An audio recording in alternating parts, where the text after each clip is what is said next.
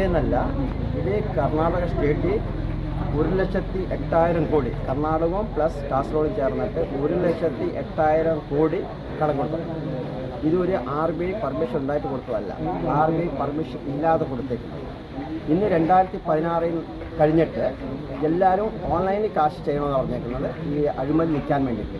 എന്നാൽ കർണാടകത്തിൽ വന്നിട്ട് ഈ ഒരു അകരണം എന്ന് പറഞ്ഞെങ്കിൽ എല്ലാം ക്യാഷായിട്ടാണ്. ഒരാഴ്ച തന്നെ 10,000 കോടികളാണ് കളക്ഷൻ ആക്കുന്നത്, എല്ലാം ക്യാഷായിട്ടാണ് കളക്ഷൻ ചെയ്തത്. ഇതിലൊരു മനുഷ്യൻ കാര്യം പറയാനില്ല. ഇതെന്താ സംഭവം എന്ന് പറഞ്ഞാൽ, ഇത് കർണാടക രാജ്യത്തെ ദക്ഷിണ കന്നഡ ജില്ല വെളുത്തങ്കാട് താലൂക്ക് ധർമ്മസ്ഥല ഗ്രാമത്തിൽ, അതായത് ധർമ്മസ്ഥലത്ത് വലിയ പുണ്യക്ഷേത്രം, അത് ശിവൻ്റെ ക്ഷേത്രം, പുണ്യക്ഷേത്രം, ഹിന്ദു ക്ഷേത്രം. ഈ ക്ഷേത്രത്തെ ഇവരെന്ന് പറഞ്ഞാൽ രാജ്യസഭാ സദസ്യനായിരിക്കുന്ന ഡോക്ടർ വീരേന്ദ്ര ഹെഗ്ഡെ, അത് അമ്പലത്തിലെ കൺട്രോളെല്ലാം പുള്ളി ചെയ്തുകൊണ്ടിരിക്കുന്നത്. അവർ ജൈനറാണ്, ദേവമാനമാണ്. ദേവമാനം പറഞ്ഞാൽ പുള്ളിയെ ദൈവം, വേറെ ആരും ദൈവമില്ല, പുള്ളി തന്നെ ദൈവം എന്ന് പറഞ്ഞിട്ട് നടക്കുന്ന ഒരു പുള്ളി. ആ ആൾക്കാരെ പറ്റിക്കുന്ന, ഏത് രീതിയിൽ പറ്റിക്കുന്നവരെ സംഭവം നമ്മൾ പറഞ്ഞുകൊണ്ടിരിക്കുന്നത്. ഈ ഒരു സംഭവം പറഞ്ഞു തരുന്ന കാരണം എന്ന് പറഞ്ഞെങ്കിൽ, ഈ ദേവമാനോ എൻ്റെ കുടുംബക്കാരും കൂടിയിട്ട് എൻ്റെ കുടുംബത്തെ പത്മലത എന്ന ഒരു കൊച്ചിനെ 17 വയസ്സുകാരി കുഞ്ഞിനെ 1989 കൊല ചെയ്തിയ, അതാണ് അത്യാചാരം ചെയ്ത് വന്നത്. അത് കഴിഞ്ഞിട്ട് ഇപ്പോൾ 2012 സൗജന്യ ഒരു കൊച്ചിനെ, അതല്ലാതെ അവിടെ ആനമാവത്ത് എന്ന് പറഞ്ഞിട്ട് ആനമാവത്തിനുണ്ടായിരുന്നു, അവരുടെ സ്ഥലത്തിന് വേണ്ടിയിട്ട് രണ്ടുപേരെ തല കല്ലെടുത്തിട്ട് വന്നതാണ്. വേദവല്ലിന് ടീച്ചറിനെ മണ്ണെണ്ണ ഒഴിച്ച് ചുട്ടു വന്നതാണ്. ഇതേപോലെ 1000 കൊലകൾ അവിടെ നടന്ന് ആരും കാര്യം പറയാനും ചോദിക്കാനില്ല. ഇത് മഹേഷ് എന്ന് പറഞ്ഞിട്ട് അതേ ഗ്രാമത്തെ ആ നാട്ടുകാർ, ഒരു പുള്ളി തന്നെ എണ്ണിച്ചിരുന്നു ധൈര്യമായിട്ട്. അത് കഴിഞ്ഞ് നമ്മുടെ ഗിരീഷ് എന്ന് പറഞ്ഞ പുള്ളികൾ, അതേപോലെ ഈ നാട്ടുകാരെല്ലാം കൂടിയിട്ട് ഇപ്പം ഇളവി നിൽക്കുന്ന സംഭവം. ഇത്രയും പരാതി കൊടുക്കാൻ ചേട്ടാ പരാതി കൊടുത്തു. ആത്മാവത്തിന് കേസിനകത്ത് വീരേന്ദ്ര ഹെഗ്ഡെ എന്ന് പറഞ്ഞ പുള്ളീൻ്റെ അനിയൻ ഹർഷേന്ദ്ര അവരെ തന്നെ കേസ് കൊടുത്തു. എല്ലാം ക്ലോസ് കേസ് ചെയ്യുക, പ്രത്യേകം കേസ് കൊടുക്കുക. ഞാനിതെങ്കിൽ ഞങ്ങൾ റിപ്പോർട്ട് ഇടുക. ഇതിനേക്കാൾ മുമ്പ് ഞങ്ങൾ പറഞ്ഞാൽ ഒരേ സഭ ഞങ്ങൾ കർണാടക ചെയ്യുമ്പോൾ പറയും 1000 പെൺപിള്ളേരെ അവിടെ കൊന്നെന്ന് പറയുമ്പോഴും ആരും കേൾക്കുന്നില്ലായിരുന്നു. എന്നാൽ ഞാൻ ഇന്ന് റിപ്പോർട്ട് കാണിക്കാം. എനിക്ക് കർണാടക സർക്കാർ 2018 ഒരു എൻക്വയറി ചെയ്തൊരു റിപ്പോർട്ടുണ്ട്. ആ റിപ്പോർട്ടിനകത്ത് 3 ദിവസത്തിൽ ഒരു അസഹജ സന്ദർഭം, അസഹജം എന്ന് പറഞ്ഞാൽ എങ്ങനെയാണെന്ന് പറഞ്ഞാൽ അറിയാത്ത രീതി മരണം ഉണ്ടാക്കിക്കൊള്ളുന്നത് റിപ്പോർട്ടാണെന്ന് പറഞ്ഞത്. അത് റിപ്പോർട്ട് മാത്രമല്ല, നമ്മളവിടെ കണ്ട ആൾക്കാർ ആവശ്യം പോലെ ഉണ്ട്. അന്ന് ആരും മിണ്ടാൻ ധൈര്യം കാണിക്കുന്നില്ല. ഒരു മനുഷ്യൻ ധൈര്യം കാണിക്കാനില്ല. ധൈര്യം കാണിച്ചാൽ അവനെ ഏതെങ്കിലും രീതി കൊല ചെയ്യുക. ഇത് അവിടെ നടന്നുകൊണ്ടിരിക്കുന്നത്. ഇടീ പോലീസിലാക്കി ഇടീ സർക്കാർ എന്ന് പറഞ്ഞാൽ എല്ലാം അവരുടെ സ്വാധീനത്തിലാണ്. അവർക്ക് പോയി അഡ്ഡം വീടുക. അതാണ് ദേവമാനമല്ലേ, അവൻ പറഞ്ഞല്ല കേൾക്കേണ്ടത്. അത് തന്നെ നടന്നു. ഇതിൻ്റെ പുറകെ ഞങ്ങൾ പോരാട്ടം ചെയ്തുകൊണ്ടിരുന്നപ്പോഴാണ് നമുക്ക് ഈ ബഡ്ഡി എന്തൊക്കെയാണെന്ന് പറഞ്ഞാൽ ഈ ഒരു കാശിൻ്റെ അഴിമതിക്കകത്ത് ഒത്തിരി ആൾക്കാർ ചാവുന്ന മനസ്സിലായി. അന്നേരം അങ്ങോട്ട് നമ്മൾ നോക്കിക്കഴിഞ്ഞപ്പോൾ ഇതിൻ്റെ അടിയിലോട്ട് പോകുമ്പോൾ ഈ 1 വർഷം കൊണ്ട് കിട്ടിയ ഒരു റിപ്പോർട്ട് ചെയ്ത് എന്ന് പറഞ്ഞാൽ കേന്ദ്ര ഗവൺമെൻറ്റിൻ്റെ NRML യോജന എന്ന് പറഞ്ഞ് ഗ്രാമങ്ങൾ അഭിവൃദ്ധിയാക്കാൻ വരുന്ന കാശ് ഇവർ തട്ടിപ്പ് ചെയ്യുക. ഇത് ആൾക്കാർക്ക് എത്തിക്കുന്നില്ല. അതിൻ്റെ സെൻറ്ററിൽ നിന്നിട്ട് ഇവന്മാർ തിന്നുക. അത് തന്നെ ഞങ്ങൾക്ക് ഒരാഴ്ച ബാക്കിലേക്ക് കിട്ടി. എങ്ങനെ പറഞ്ഞെങ്കിൽ ഒരു ബാങ്കിൽ എന്ന് പറഞ്ഞാൽ 10 പേരുടെ ഒരു ഗ്രൂപ്പ് കൂടിയിട്ട് ആ ഗ്രൂപ്പിന് ഒരു അക്കൗണ്ട് ഓപ്പൺ ചെയ്യണം. ഇവർക്ക് BC എന്ന് പറഞ്ഞുള്ളൂ. BC എന്ന് പറഞ്ഞാൽ ബിസിനസ് കറസ്പോണ്ടൻ്റ് എന്ന് പറഞ്ഞാൽ മധ്യവർത്തിയായിട്ട് ചെയ്യാനായിട്ട്. ഇത് ഒരു ഗ്രാമത്തെ ആൾക്കും ബാങ്കിനുമായിട്ട് സെൻറ്ററിൽ നിന്നിട്ട് ചെയ്യേണ്ട ഒരു പണിയാണ് ഇവർക്ക് കൊടുത്തേക്കുന്നത്. BC എന്ന് പറഞ്ഞാൽ റിസർവ് ബാങ്കിന് എടുത്ത്. അന്നേരം ഇവർ അതല്ല ചെയ്യുന്നത്. ഈ സെൻറ്ററിൽ നിന്നിട്ട് എന്ത് പറഞ്ഞോ, ഈ ഒരു ഗ്രൂപ്പ് കൂടിയിട്ട് ഗ്രൂപ്പിനകത്ത് ആൾക്കാരുടെ എല്ലാവരും 10 പേരുണ്ടെങ്കിൽ 10 പേരുടെ ആധാർ കാർഡും ID കാർഡും പിന്നെ ബയോമെട്രിക് മേടിച്ചിട്ട് ഇവർ കൊണ്ടുപോയിട്ട് ഇവർ ബാങ്കിൽ കൊടുത്തിട്ട് അവരുടെ പേര് അക്കൗണ്ട് ഓപ്പൺ ചെയ്യുക. അത് സേവിങ് അക്കൗണ്ട് ചെയ്യാനായിരുന്നു. സേവിങ് അല്ല, CC അക്കൗണ്ട് ഓപ്പൺ ചെയ്യുന്നുണ്ട്. അക്കൗണ്ട് ഓപ്പൺ ചെയ്തിട്ട് ഇവിടെ ബാങ്കിൽ നിന്ന് ആ ഗ്രൂപ്പിലോട്ട് കാശിടണം. ആ കാശിട്ടെങ്കിൽ ആ കാശിൻ്റെ കൺട്രോൾ ഈ ധർമ്മസ്ഥല ഗ്രാമാഭിവൃദ്ധി. അതിന് 10 പേർക്ക് അറിയേയില്ല, ഇത് ബാങ്കിൽ അക്കൗണ്ട് ഉണ്ടെന്നേ അറിയുന്നില്ല. എന്നിട്ട് എന്താ പറയുക, ഇവർ പറഞ്ഞതെന്ന് പറഞ്ഞാൽ ഞങ്ങൾ ധർമ്മസ്ഥലത്ത് നിന്ന് കാശ് തരുന്നതാണ്. അതും കൊടുക്കുന്നുണ്ട്, ബ്ലാക്ക് മണി അതും കൊടുക്കുന്നുണ്ട്, അമ്പലത്തിൽ കാശ് രാജ്യക്കാരുടെ കാശും കൊടുക്കുന്നുണ്ട്. അവിടെ നിന്ന് എന്ത് ചെയ്യുന്ന പറഞ്ഞെങ്കിൽ ആ 10 പേരുടെ കാശുണ്ടല്ലോ ബാങ്കിൽ നിന്ന് അവിടെ അക്കൗണ്ടിൽ വന്നേക്കുന്നത്, അതേ കാശ് ഇവരെടുക്കും.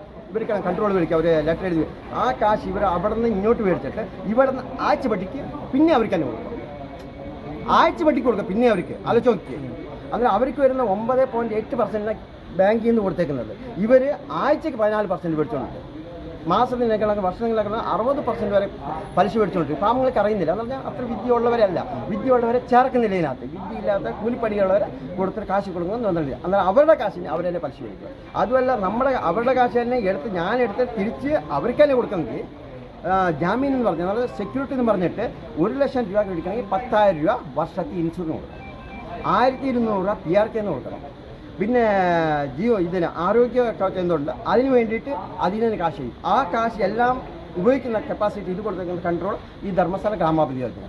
ആ ഒരു അക്കൗണ്ടിൽ 15 ലക്ഷം കൊണ്ടിട്ടെന്ന് പറഞ്ഞാൽ അത് 5 ലക്ഷം ആ 10 പേർക്ക് കൊടുത്തെന്ന് പറഞ്ഞാൽ ബാക്കി 10 ലക്ഷം എടുത്തിട്ട് വേറെ ഗ്രൂപ്പിന് കൊടുത്തുകൊണ്ടിരിക്കുക. ഈ രീതി നടക്കുന്ന ഭയങ്കര അഴിമതി. അത് കഴിഞ്ഞ് ഈ ഒരു അക്കൗണ്ടിലോട്ട് ഈ ബാങ്കിലോട്ട് കേന്ദ്ര സർക്കാരിൽ നിന്ന് NRML യോജനേൻ്റെ ഫണ്ട് വരുന്നെങ്കിൽ ആ ഫണ്ട് ഇവർക്ക് സബ്സിഡി കൊടുക്കുന്നില്ല, ഒന്നും കൂടെ അതും ഇവർ തന്നെ നിന്നുകൊണ്ടിരിക്കുന്നത്. അതുമല്ല പിന്നെ ആഴ്ച കിട്ടുമല്ലോ 20 രൂപ വെച്ചിട്ട് ആ കാശിനും അക്കൗണ്ടിൽ എവിടെയും കിട്ടുന്നില്ല. അതും തിരിച്ചിട്ട് ഇവർ വേറെ വണ്ടി കൊടുക്കും. ഇതിങ്ങനെ ഭയങ്കര പലിശ കൊടുത്തിട്ട് ആൾക്കാരെ കൊല്ലുന്നത് ദന്ത ആയിക്കൊണ്ടിരിക്കുക. കാരണം ഇതിനൊക്കെ എന്തെങ്കിലും പ്രൂഫ് ഉണ്ടോ അവർക്ക് പൈസ ലഭിക്കുന്നുണ്ട് എന്നുള്ളതും ആ പൈസയാണ് നിങ്ങൾക്ക് തരുന്നത് എന്നുള്ളതും? എൻ്റെ റെക്കോർഡുണ്ട്.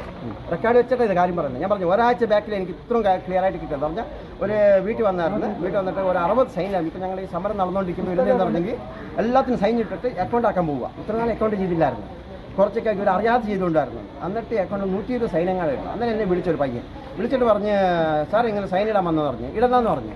അവൻ അതിൻ്റെ കോപ്പി എടുത്ത് പെരക്കാത്ത് വെച്ചു. പെരക്കാത്ത് വിളിച്ച് ചോദിച്ചു കൊടുത്തില്ല. അത് കഴിഞ്ഞ് എന്നെ വിളിച്ച് എൻ്റെ PDF അയച്ചു. അത് കഴിഞ്ഞ് ഞാൻ ബാങ്കിൽ ചെന്ന് ചോദിക്കുമ്പോഴാണ് ഈ സംഭവം മനസ്സിലാവുന്നത്. ബാങ്കിൽ ചെന്ന് ചോദിക്കുമ്പം SBI ബാങ്കുകാർ പറഞ്ഞ് നിങ്ങൾ കിട്ടാനുള്ളത് 38,000, നോക്കുമ്പോൾ ഈ പാർട്ടീൻ്റെ ഇവർ മേടിക്കാൻ പോകുന്നത് 1,15,000. അതാ ഇവർക്ക് എന്നിട്ടും അറിയില്ല. എന്നിട്ട് ആ ഗ്രൂപ്പിലുള്ള ആർക്കും അറിയാലായിരുന്നു ഇങ്ങനെ ഒരു അക്കൗണ്ട് ഓപ്പൺ ചെയ്തിട്ടുണ്ട്. മെഞ്ഞാന്ന് പോയപ്പോൾ അറിഞ്ഞത്. അങ്ങനെ ഇപ്പം ഞാൻ എല്ലാം എൻക്വയറി ചെയ്യുമ്പം എല്ലാം അക്കൗണ്ട് നമ്പറുണ്ട്, ബാങ്കും ഉണ്ട്. അത് ഇവർക്കറിയില്ല. എത്ര പേരുടെ അക്കൗണ്ട് എടുക്കുക, എത്ര പേര് തട്ടിപ്പിന് ഇരയായിട്ടുണ്ട്? ചേട്ടാ ഇതൊരു 52 ലക്ഷം ആൾക്കാർ തട്ടിപ്പായിട്ടുണ്ട്. 52 ലക്ഷം ആൾക്കാർ. അതുകൊണ്ട് 52 ലക്ഷം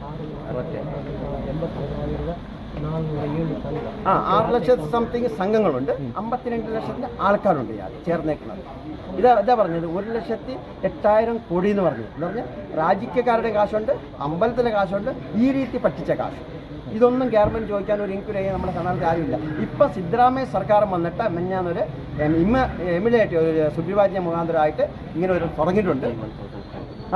ആഴ്ച 1,000 കോടി മേടിച്ചുകൊണ്ടിരിക്കുന്നത്.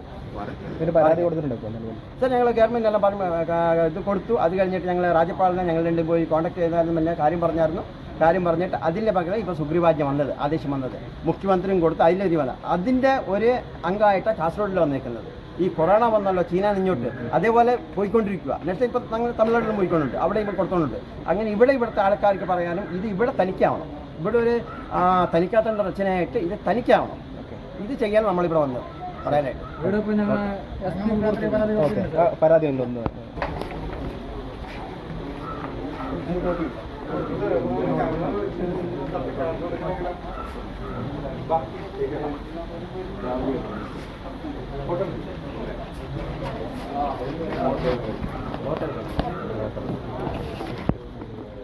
Not registered in this office.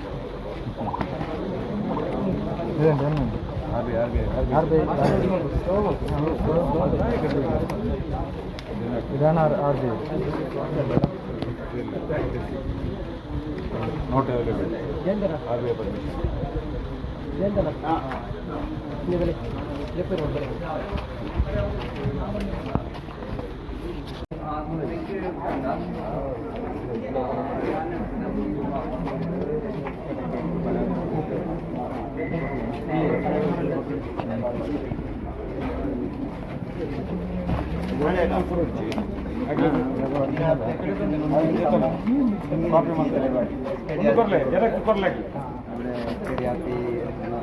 ഇവർ ഈ സംഭവം SKDRP ഓപ്പൺ ചെയ്തത് അന്നേരം ഈ പാപ്പ ഇവർക്ക് അറിയാല, കാർത്തിക്കായ ഗ്രൂപ്പിന് അറിയാലേ സംഭവം ഉണ്ടെന്ന്. SKDRPനോട് ഇവരെ കൺട്രോൾ ചെയ്തുകൊണ്ടിരിക്കുന്നത്. പാമ്പങ്ങൾക്ക് ഇതുങ്ങൾക്ക് അറിയാല. ഇതിനകത്ത് ഉളിത്തായ എന്ന് പറഞ്ഞ് കിട്ടുമല്ലോ ആഴ്ച, അത് കിട്ടുന്നില്ല. ലോണ് തന്നെ ആഴ്ച കിട്ടുന്നത് കാണിക്കുന്നില്ല. ഇവർ കാശ് എടുത്താൽ അവരെ എൻജോയ് ചെയ്യുക, അവർ കാശുണ്ടാക്കുക, അവർ ബിസിനസ് സെൻറ്റർ ആക്കിക്കൊണ്ടിരിക്കുക.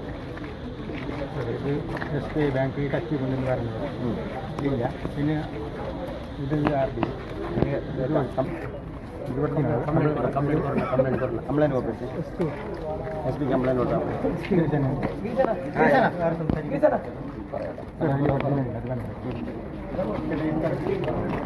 ചേട്ടാ ഇതെന്താ പറഞ്ഞാൽ കർണാടക രാജ്യത്തെ കർണാടക രാജ്യത്തെ വെസ്റ്റ് ജില്ല വെളുത്തങ്ങാട്